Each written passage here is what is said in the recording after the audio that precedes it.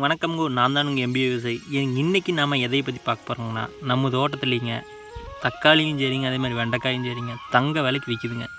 எனக்கு வணக்கம்ங்க. ஆமாங்க, நான் சொன்னது கரெக்டு தானுங்க. நம்ம தோட்டத்துலேயும் சரிங்க, ஓவராலாக வந்து பார்த்துட்டிங்கன்னா கோயம்புத்தூர்லேயும் சரிங்க, இப்போ வந்து பார்த்துட்டிங்கன்னா தக்காளி விலை தாங்க டாப்பில் போயிட்டுருக்குதுங்க.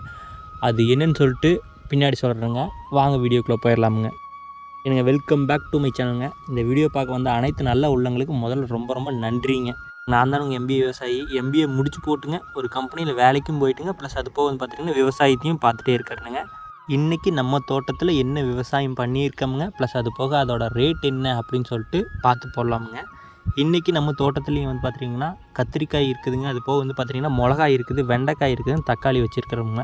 இது வந்து பார்த்திங்கன்னா சுத்தமாக சொந்தக்காடு கிடையாதுங்க, குத்தகைக்கு தான் பிடிச்சி ஓட்டிகிட்டு இருக்கோமுங்க.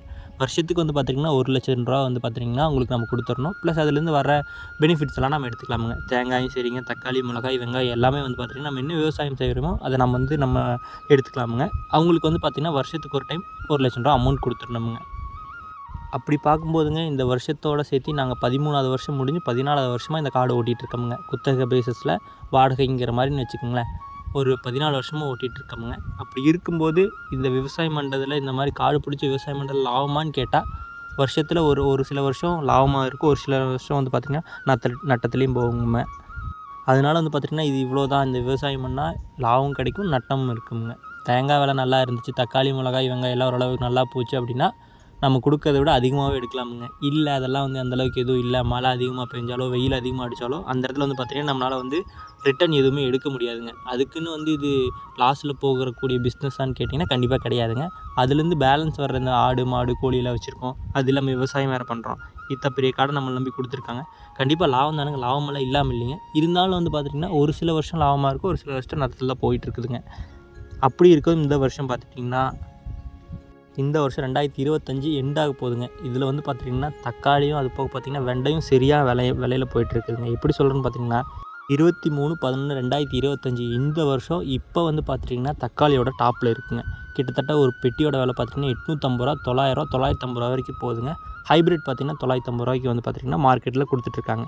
அது போக வந்து பார்த்திங்கன்னா இந்த வெண்டைக்காய் வந்து பார்த்திங்கன்னா ஒரு கிலோ விலை 60 ரூபா, 65 ரூபா வரைக்கும் கொடுத்துட்ருக்கோங்க.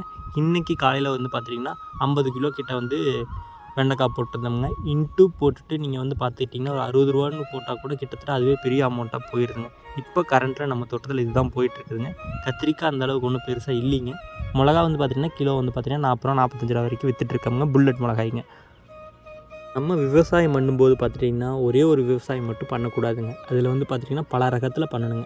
தக்காளி, மிளகாய், வெங்காயம் எல்லாமே வந்து நம்ம வந்து பார்த்திங்கன்னா போடுற மாதிரி இருக்குங்க. இல்லை நம்ம வந்து தக்காளி மட்டும்தான் போடுறோம், மிளகா மட்டும்தான் போடுறோம், கொஞ்சம் குவான்டிட்டி கம்மியாக போடுறோம் அப்படிங்கும்போது அந்த இடத்துல வந்து பார்த்திங்கன்னா லாஸ் தான் கண்டிப்பாக ஆகுங்க.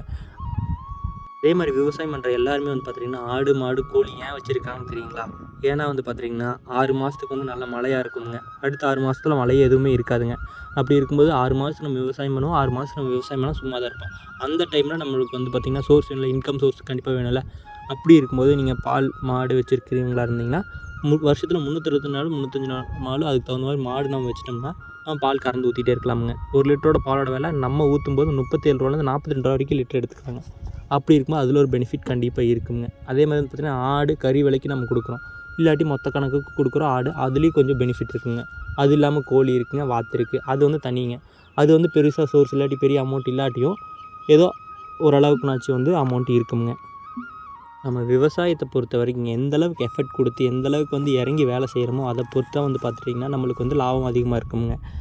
நம்ம விவசாயம் பண்ணால் மட்டும் பத்தாதுங்க, எல்லா வேலையும் நம்ம தெரிஞ்சுக்கணும். விவசாயத்தை பொறுத்த வரைக்கும்ங்க களை வெட்டல் ஆரம்பித்து நாற்று நட்டுறதுலேருந்து எல்லாமே நம்மளுக்கு தெரிஞ்சிருந்தால் அந்த விஷயத்தில் நம்ம இறங்கலாமுங்க. இங்கே களை வெட்டுறக்கும் சரி நாற்று நட்டுறக்கும் சரி ஒரு நாளைக்கு வந்து பார்த்திங்கன்னா கிட்டத்தட்ட வந்து பார்த்திங்கன்னா 500 600 கொடுக்கணுங்க கூலி ஆளுகளுக்கு வந்தாங்க. அது இல்லாமல் வந்து பார்த்துட்டிங்கன்னா நீங்கள் ஆம்பளை ஆளுகள் கூப்பிட்டோம்னா அதுக்கு தனியாக சேர்ந்த அமௌண்ட்டுங்க 800 700 கிட்ட கொடுக்கணுங்க. அதனால் முடிஞ்ச வரைக்கும் விவசாயம் பண்ணுறதுக்குன்னு நீங்கள் இறங்குறீங்கன்னா உங்களுக்கு எல்லாமே தெரிஞ்சிருக்கணுங்க. தெரிஞ்சிருக்காட்டியும் பரவாயில்லைங்க, தெரிஞ்சுக்கலாமுங்க. விவசாயத்தில் வந்து எல்லாமே வந்து தெரிஞ்சுக்கிறது தானுங்க. நம்ம எல்லாமே தெரிஞ்சுக்கிட்டு வந்து இப்போ ஒன்றும் இந்த விவசாயம் பண்ண போகிறது இல்லைங்க, கொஞ்சம் கொஞ்சமாக தெரிஞ்சுக்கலாமுங்க. விவசாயத்துக்குள்ளே வந்த உடனே வந்து நம்மளுக்கு லாபம் கிடச்சிருமா அப்படின்னு கேட்டால் கண்டிப்பாக இல்லைங்க. விவசாயத்துக்குள்ளே வந்ததுக்கு அப்புறமுங்க குறைஞ்சது 6 மாதம்னாச்சு ஆகுங்க. நீங்கள் என்ன வெள்ளாமல் பண்ணாலும் சரிங்க, குறைஞ்ச 6 மாதம்னாச்சும் கண்டிப்பாக ஆகுங்க. அது நாற்று நடுறதுலேருந்து விவசாயம் பண்ணி முடித்து க்ளோஸ் பண்ணும்போது கிட்டத்தட்ட 7 மாதம் 8 மாதம் ஆயிருங்க. அதுக்குள்ளே என்ன வருதோ அதுதான் வந்து நம்மளுக்கு வந்து லாபமுங்க. அது அதிகமாக வந்தால் லாபமுங்க, கம்மியாக போனால் நட்டமுங்க. அதுக்கு நம்ம ஒன்றுமே பண்ண முடியாதுங்க. அதனால் வந்து பார்த்திங்கன்னா சரி நம்ம இவ்வளோ போட்டிருக்கோம், பொசுக்குன்னு நம்மளுக்கு வந்து விலை இல்லாமல் போயிடுச்சு, திடீர்னு இப்போ தக்காளியே விலை இல்லாமல் போச்சுன்னா அந்த இடத்துல நம்மளுக்கு நட்டம் தானுங்க. ரூ. 100 150 ஒரு மாதத்துக்கு முன்னாடி 2 மாதத்துக்கு முன்னாடி தக்காளியோட விலை பார்த்திங்கன்னா வெறும் ரூ. 100 150 அப்படி தான் போயிட்டு இருந்துச்சுங்க.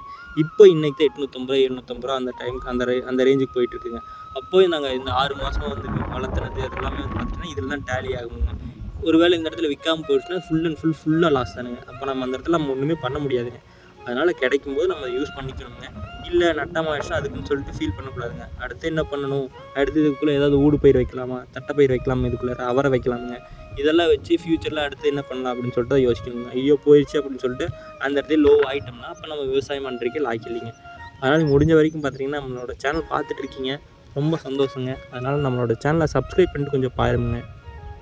அதே மாதிரி நிறைய பேர் பார்க்குறீங்க, சப்ஸ்கிரைப் பண்ணாமல் பார்க்குறீங்க. மறக்காமல் சப்ஸ்கிரைப் பண்ணிட்டுங்க. நிறைய கமெண்ட் பண்ணி விடுங்க. நீங்கள் நான் என்ன பண்ணியிருக்கேன், என்ன பண்ணலை, என்ன இம்ப்ரூவ் பண்ணணும் அப்படின்னு சொன்னீங்கன்னா அதுக்கு தகுந்த மாதிரி பார்த்துட்டிங்கன்னா நம்ம இம்ப்ரூவ் பண்ணிக்கலாமுங்க. ஸோ நன்றி, வணக்கம்ங்க. அடுத்த வீடியோ சந்திக்கலாங்க.